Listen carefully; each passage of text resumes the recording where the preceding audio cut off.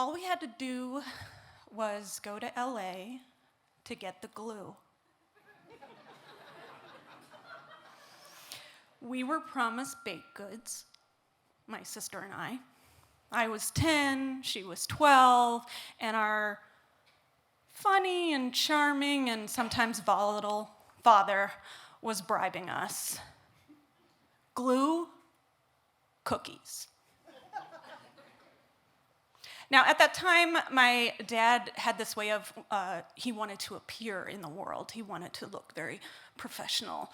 And he lost his hair when he was very young in an accident, so he took to wearing a hairpiece, or a toupee, and he really loved it.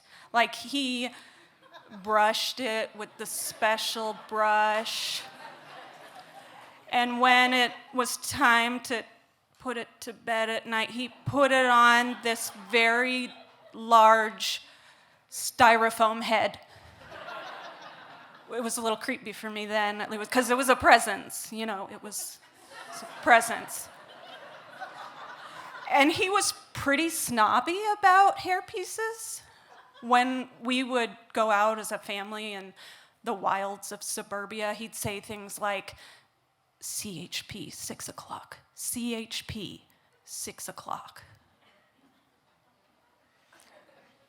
Cheap hairpiece.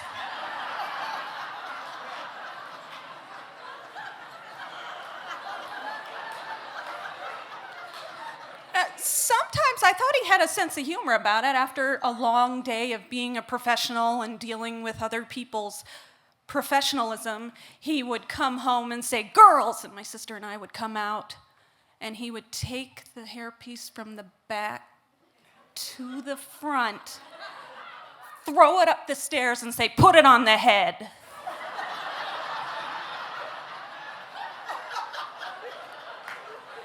It was durable. So his hairpiece, it was a lace front, right? So you have to get glue to put it down, right? And we were living in Southern California, so we were gonna go to LA to get the special glue. This was the glue the celebrities used. That's what he told me. The famous people used it, the makeup artists used it. We were gonna go get the glue. So we get in the car, and we're not far from LA, but we're going to LA, so it's gonna take forever. But I needed cookies. And we go, and there's traffic, because of course there's traffic. And then there's more traffic, because of course there's more traffic. And then finally, we realized there's way more traffic than there should be, and he's grumbling, And we realized there's an accident on the freeway, because of course there's an accident. So he pulls off to the side to the side streets, and he's gonna take the side streets now, and he starts grumbling some more, and he says, mostly to the air in front of him, it's always because it's an accident. People like to look at accidents. And I said, from the back seat, well, not everybody likes to look. And that's what set him off. He pulled to the side of the road, found a parking spot, turned around, looked me in the eye, and said, you seem to know everything. Why don't you drive the fucking car? Slammed the door, walked away. I was, unaware of how to handle big emotions, so I was in the back seat crying.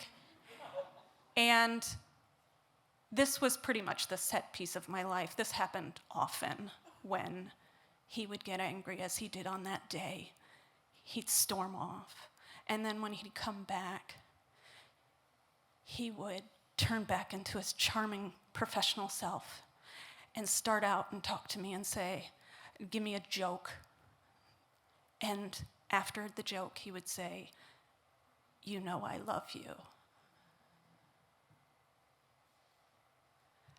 And this happens so often that I would have trouble sleeping at night, and when I would go to bed at night, I'd conjure up this future version of myself, definitely much more sophisticated and emotionally stable. And she would come and visit me and give me what I really needed, which was to say, "You're gonna be okay." And I finally caught up to her. And I'm working on okay.